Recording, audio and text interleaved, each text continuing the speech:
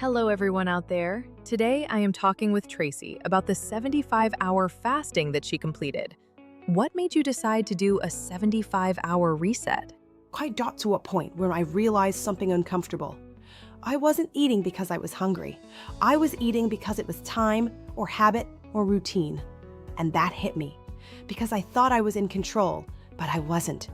So I made a decision, a clean one. I was going to reset everything. So this wasn't really about weight loss? No, the weight loss happened, but that wasn't the reason. This was about control, breaking patterns, understanding the difference between hunger and habit. How did the fast actually start? It started after a night shift. I finished work tired and wired, rode home, then went down to the H Cafe for my last meal. Eggs, bacon, tomato, and mushrooms. Nothing dramatic, just a decision. That was the last time I was going to eat for the next 75 hours. What were the first 24 hours like? Honestly, more mental than physical. I wasn't starving.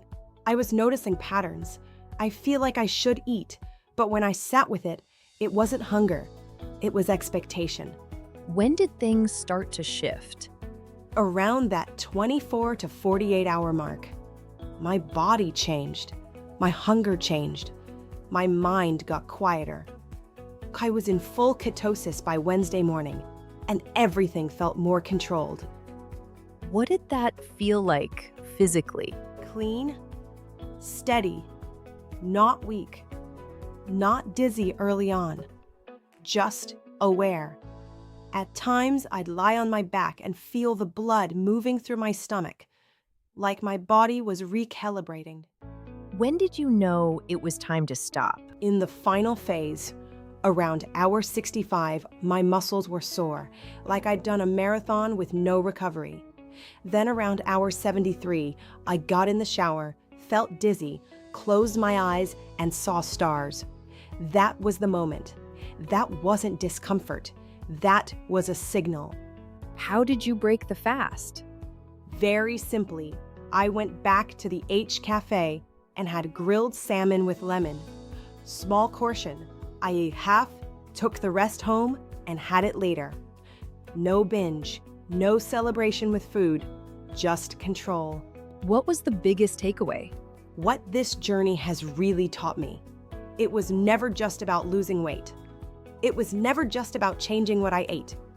It was never just about getting on the bike, doing the fast, or fitting into smaller clothes. It was about becoming the person I knew was still inside me.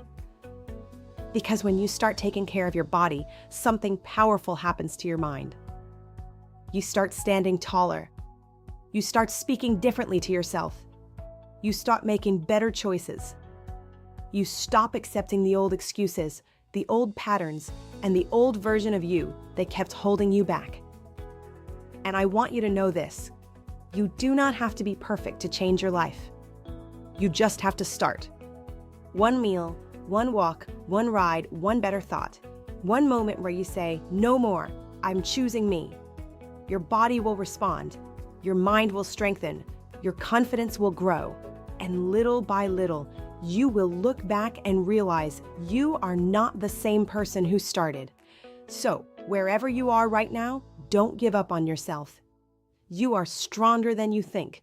You are more capable than you know. And your next chapter is still waiting for you to step into it. Because this is your life, and you own it. And what a powerful journey that has been. Tracy, thank you for sharing your story so openly. Not just the physical transformation, but the emotional and mental one as well. What I've really taken from this conversation is that change doesn't happen from one big, perfect moment. It happens in the small, daily choices.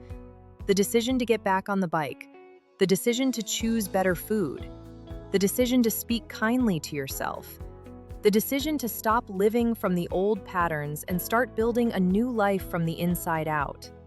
Your journey reminds people that the body and soul are deeply connected.